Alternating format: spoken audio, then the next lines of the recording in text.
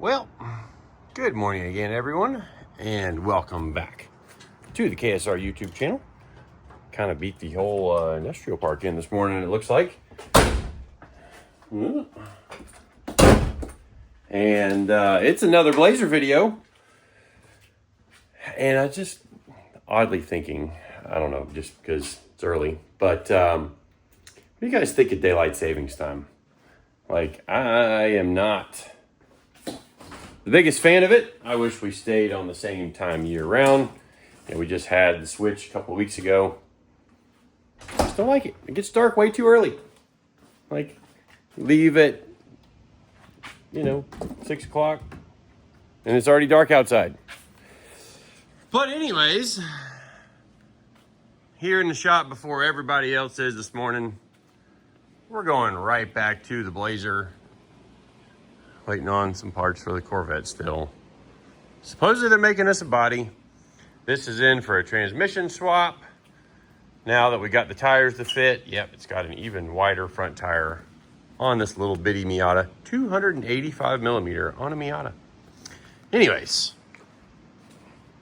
basically headed straight back to the Blazer this morning, and I got a fan running on it. And I'll tell you why right after the intro.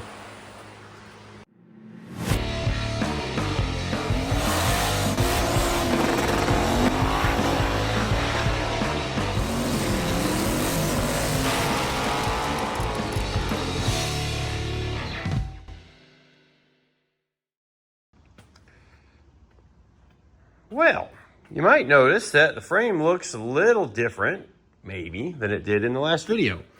And it's Tuesday morning after Les Mullets weekend. Didn't do anything on it yesterday. Just was trying to get caught up from being out Friday. We were down there. We had to get all the trailer unloaded, get everything back to where it needed to be. Some of the tools we take with us from the shop, et cetera, et cetera, et cetera. I mean, I guess I did do a little bit of something because I sprayed the chassis with some stuff called OSFO. And that is a rust preventative spray. So I wasn't so much worried about the outside, even though I did lightly dust the outside. But I saw that there was some rust forming inside of the frame rails, just because probably when they got sandblasted, the guy didn't spray in there super good with the rust preventative stuff, which I'd imagine is kind of like an industrial version of OSFO. I've got it in a little spray bottle there, and basically you just spray it on and it turns everything kind of a dull gray. Well, actually you can see I didn't spray. Like, you can see where the light missed. The darker spots is where the OSFO is gotten. And I didn't spray any of the cross members because I'm planning to eventually cut those out. So, I think what I'm going to do today, could do some more grinding, but I know the frame's coming back out to cut those cross members out once I get them fit to the body. But I think what I'm going to do is cut these off. Well, let me get it in camera. Cut these off, and then I'm going to put this on some jack stands and roll it back under the body and see if I can mate those two back together, just so that I can verify what needs to be done. Actually, I need to run a thread chaser through all of the body mount holes first, because I do intend to use those still, at least to locate the body. So hopefully this week too, we get a bunch of our parts in. We've got some big parts orders, not huge parts orders, but some decent parts orders with Motion Race Works, Mark Williams, TRZ Motorsports, Funkhauser Race Cars. Those, he's in California, so he told me he was going to ship them yesterday, so probably won't have them this week if I'm just guessing. Predicting the future a little bit here. But anyways, yeah, if we can get the body back under the frame, maybe we stick the mock-up block. It's hanging on or not hanging on anything, it's sitting there ready to mock up inside the truck. So before we jump into working on this thing, I wanted to give a huge shout out to everybody that has been subscribing to the channel lately, all the new people. I see the analytics and the percentage of people that are subscribed that watch the channel is slowly ticking up, which is cool. I think it's about 60% now. So, you know, we're trying to obviously keep expanding to a new audience, but this is mostly probably going to be just Cletus people that are watching the Blazer stuff. And I know it's probably taking longer than some of you guys were thinking it was gonna, but when I originally talked to Cletus about doing this, it was going to be a project that I worked on kind of on my time with just me, which means that that means that I'm doing it in between managing the rest of the shop and also helping the guys out with the rest of the shop and taking phone calls and doing some tuning work and. So working on it a couple days a week, mostly on honestly, Mondays, Tuesdays in the afternoons, and then Fridays on the Fridays that I don't have my kids, which is this week. So had my kids with me last weekend for the Lay Mullets weekend, which was a lot of fun. They were excited. Had a pretty good race, qualified on pole. Taylor won his half, and then in my half, I was doing pretty good, battling in the top 5. Got together with Travis because I kind of stuffed it in on him, hoping that he would leave me room. And it looked pretty bad in the live stream. I'm not going to lie. I saw it. I went back and watched it. And I am editing a video with all of that. Got together with Travis Pastrana, and it's kind of wild. If you saw on the live stream at the end, he's like, oh, I wasn't sure. Are we good? What happened? He wanted to hear my perspective on it before he put his perspective out there. And in my opinion, it was just kind of a racing deal. I kind of stuffed it in. I was outside of him through turn 1 and 2. I'd gotten a good enough run to get beside him on his right going into the kidney bean. And he took a line not leaving me much room, or any room. And it was either hit the tires, which at that point we had already seen the possibility of what happens when you hit the tires, like with Cameron Johnson flipping. And then I was like, well, I'm not hitting the tires. So I stayed where I was, and he came across my nose, spun him out, ended up spinning me out. As he spun me out, they sent me to the back. I took a tire thinking that, oh, well, I can really abuse the tire for the rest of the race, and got back to his bumper. Got back all the way caught up to Travis, who was in 4th place, maybe 3rd place. Pretty sure I got all the way back to 4th. And then Travis went inside of Zach going into the kidney beam. And with his front bumper being knocked off, the bumper support catches Zach's left rear tire, cuts it. Zach spins out ahead of him. He hits the brakes to avoid hitting Zach. And I'm a little late to the party hitting the brakes and slid up under him and knocked the radiator out of my car. Make another lap or two, and then it goes into limp mode, and I just pulled in to not cause a caution. So watched the rest of the race from the infield, and it was pretty fantastic racing between, Carson and Greg. Got to feel bad for Greg that he's 3 second places in a row, which when I think about that too, he finished second to Carson Hocevar at the 2.4 hours of Lay Mullets. He finished second to Ryan Preece at the New England 900, and he finished second to me at the Indy 800.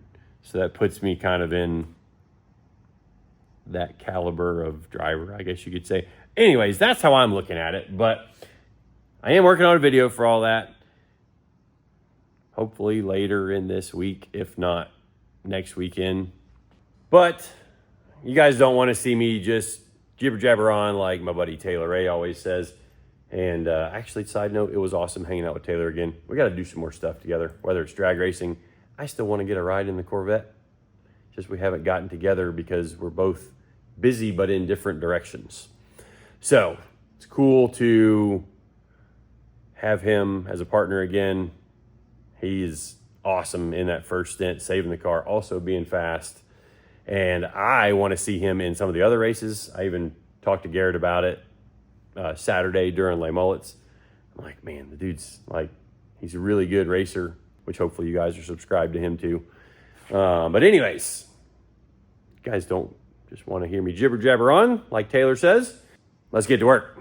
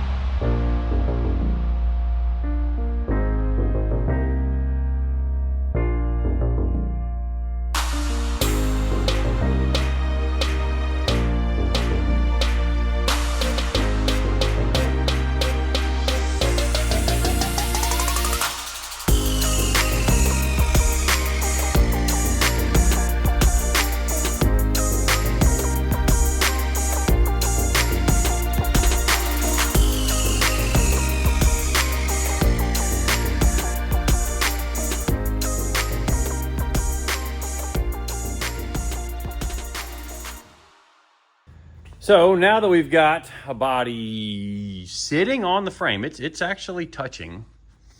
And you can see we've got a gap there still. Let's see, which I kind of think that motor mount there is bent from all the wheelies this thing did. But we got 6 jack stands under it. We've got the lift under it. Let's see if we can roll up under this thing and figure out what we've got to fix or cut on, or if we're not going to be able to set the body completely on the frame. So let's roll up under this thing. Okay, yep. I thought that cross member was going to be a contact point. Okay, so we're... Oh, yep, I gotta take that thing out right there. You know, I should get a marker. And I'm gonna treat the bottom of this with the OSFO stuff too, because at least the OSFO will neutralize the rust for a long time to come. Yep, these would have definitely hit had I not taken the thing out there. Looks like we're... You know what, I might not be... Oh no, I rolled over my hoodie. Old man noises, as CJ would say. Okay, so I need to trim that off. I think I need to trim that lip maybe right there. Yeah, we'll trim that back a little bit, because I want to bolt this straight. I'll either make some washers and bolt this, or if I can get it straight enough, what I'll do then, because I'm going to lift the body back up again, I'm going to grind all this area here, and then I'll come in and just like around that whole mount there.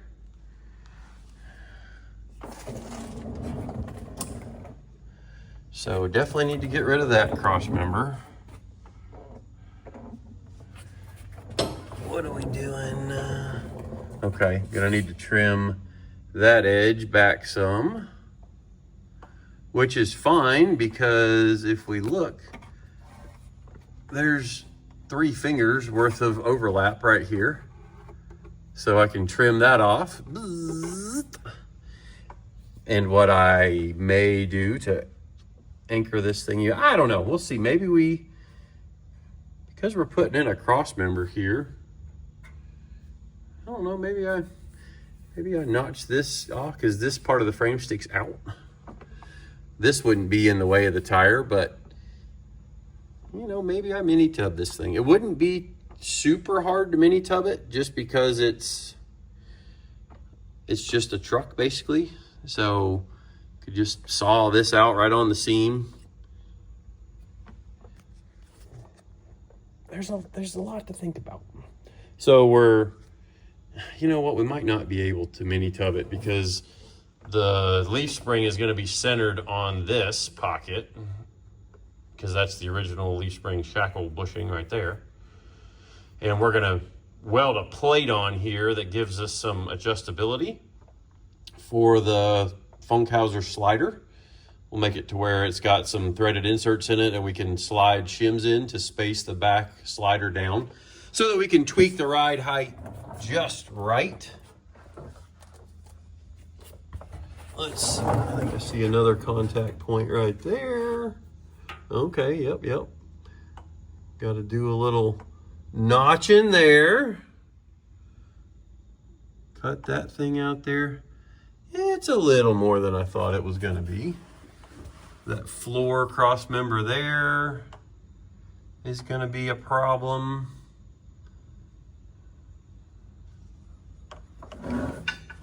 Same over here, obviously.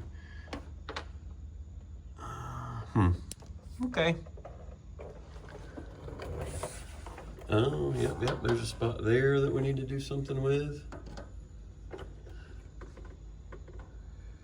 It's close. Like, it looks like if I just notch that right there,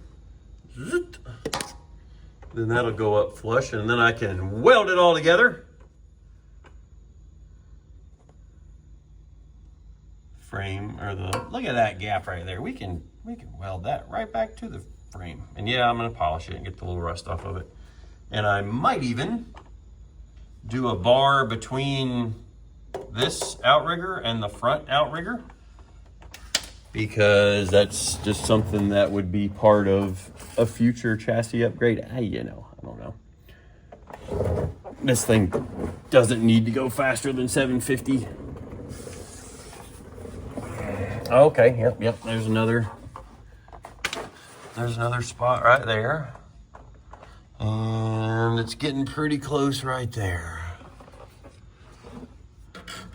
So I got some thinking to do. I may just get it to where it goes down and touches all these body supports, and just clean it up and weld this right here. Maybe put some weld on it here, you know, where we're gonna be touching the floor, touching the floor, touching the floor. Or I can just hammer it up. I think that's I got some options. So, you know, and I'm kind of filming all of this for you guys with blazers that might want to do this yourself. And I kind of think what I might do is go ahead and get a marker or a paint pen and come in here and put some marks on the areas that are definite contact points. You know, obviously like that right there. I need to cut that upper transmission cooler mount off still. Because I think right now the front of the frame is spaced up further off of the mounts than the back of the frame. So, what do we got? What are we looking like up there? Yeah, that's probably 3/8 of an inch there, but then these front mounts are a good bit more. All right, let me see if I can get out of here.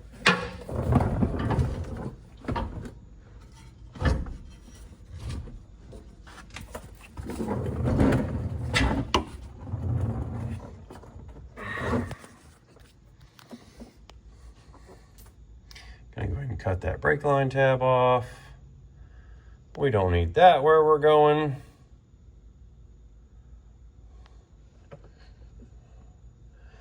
I might even cut the middle of this box out. This box right here. Because I'm going to make the roll bar come through the floor and land on my new cross member that's going to replace this factory one right here. Yeah. Definitely going to have a contact spot there, but I think it's the same situation where I can trim off this lip. That light isn't helping, is it? Oh, yeah, maybe. There we go. So trim off the bottom of that lip right there and get the body down a little bit more. Definitely going to cut that cross member out. Okay, well, GoPro's done. All right, well, it's about time for the guys to get here, so I'm gonna go run the shop for a little while. See if I can get back on this thing this evening. All right, y'all, well, it's Friday evening, and from here it looks the same. But I did put a bunch of paint marks underneath the thing so that I can figure out what I'm gonna cut on next. And unfortunately, we only got one shipment of parts in this week, and it came in today. It's from our boys at TRZ, so let's open that up, see what all we got in there. I can tell by the shape of the box there's one thing that's not in the box, but I think I know what happened to it, so maybe that will be in next week's video. But let's see if we can get the old phone caught in the mount here. All right. So you guys know that anytime I get the opportunity to buy some stuff from TRZ and put it into a car, that's what I'm doing. And side note, if you guys need any TRZ parts or any of the parts you see up on the banners, AFCO, Holley, TRZ, Motion Raceworks, TBM, BTR, all those companies, we can sell you the parts for the same price you're going to pay everywhere else, maybe even a little better. But you're definitely not going to pay more getting them from us, and then you help us out, you know, and it's all good. So anyway, hopefully there's no peanuts in here. Okay, I think we're good. Don't even know what that is.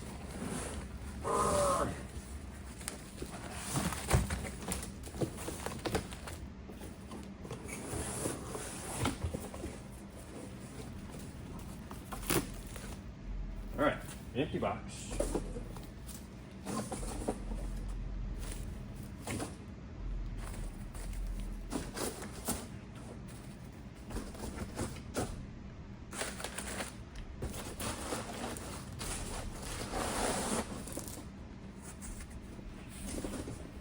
So we knew that we were going to be relocating the rear shocks. All right, that's anti-roll bar hardware. I think that is possibly coilover mounts. And I have one of their coilover brackets in stock, but I may use these because, well, I'll tell you why in just a minute. All right, that's their sweet, made in the USA billet lower coilover mount, double shear option. They have a single shear and a double shear option. We got the double. We knew we were going to be getting or relocating the rear shocks. So another thing that they make that I think is an awesome piece, and I've talked about them before, but maybe you guys haven't seen them, but it's a billet steel upper shock mount, or it could be a lower shock mount. Depends on how you're setting it up in your chassis. But these things here, all machined out of steel, CNC machined. And it's better than tabs because your weld is in like a circle, so your welds aren't just in a single plane. So you get this circular weld. You can weld the inside of them if you're good enough with a TIG, or you could MIG weld it if you're that kind of person that like to MIG weld on your race car instead of TIG weld. We like TIG welding down here.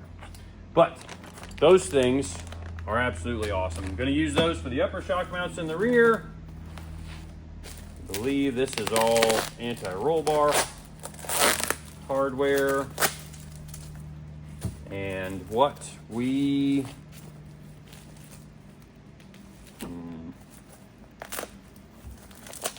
so they have these really slick, oh, come on. I'm not even gonna open these up. But these are billet aluminum anti-roll bar mounts. See, they've got some self-oiling bronze bushings in there. Super cool. I think better than the roller bearings because the roller bearings concentrate the load on the individual needles, the rollers, but this can spread the load out over, probably half of the bushing because, the anti-roll bar is getting a load on it, which actually, if you saw our video earlier in the week, the left side tire is trying to drive into the ground and the right side tire is trying to be picked up. So the driver's side of the anti-roll bar is getting loaded against the bottom of the bushing, and then the passenger side is the right side is getting loaded against the upper part of the bushing. So I prefer those. And then one more billet thing we're going to show you, just because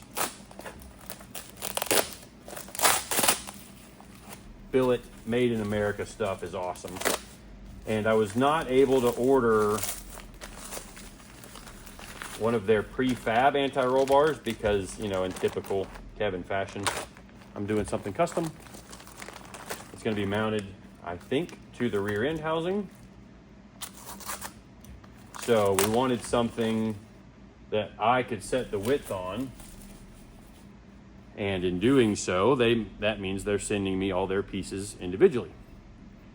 So something else they make in-house down there, CNC machined billet anti-roll bar arms. That's nice. They used to fabricate, the arms and had tubes and welded between them, but that solid joker right there is not gonna bend. See, they leave you a spot to weld in the middle here, so you can get, they got a nice chamfer on the inside here, so you can't even weld the side that goes up against the bushing. If you're responsible with your welding, your filler rod application, you don't pile a ton of weld in there. And then the final thing we've got going is the coilover mounts. And these are going to look a little different than what you may be expecting or what you've seen before, because they are very shallow in that they tuck the coilover mount really close to the housing. And the reason we can possibly do that on this truck is because there's not the big coilover spring that goes around the shock itself. So it's a leaf spring, so the leaf spring supports the weight of the vehicle, unlike a conventional drag car that has a coilover shock. We're using the same shock like from Menser, but, well, not the same shock. We're going to get Menser to do us a longer shock for the rear, because the 5-inch ones before, I think the way they were set up at the height, they were topping out, and that's not what you ever want, especially with a leaf spring drag radial car. You need to keep extending until the suspension basically runs out of leverage and you get all the weight transfer and all that good stuff. So anyways, you'll see this all go together when we start building the rear end. And I was able to mock up the rear end. I didn't film that, but I was able to mock up the rear end, and that's why I ordered all of this stuff, so that we could order a wider anti-roll bar base, so that I can make mounts that the anti-roll bar arms are going to basically bolt right to the frame, not on tabs. I think I'm going to machine and thread a steel receiver kind of on the frame, and then I'll make a tab that goes out around it so it's in double shear. But anyways, lots of ideas in my head, but you guys will see all that in the next episode or one further down the road. So thank you all for watching, subscribing, following along. Buy some KSR merch at winwithksr.com. We certainly appreciate that. And until then, see you next time. Hope you guys have a great week.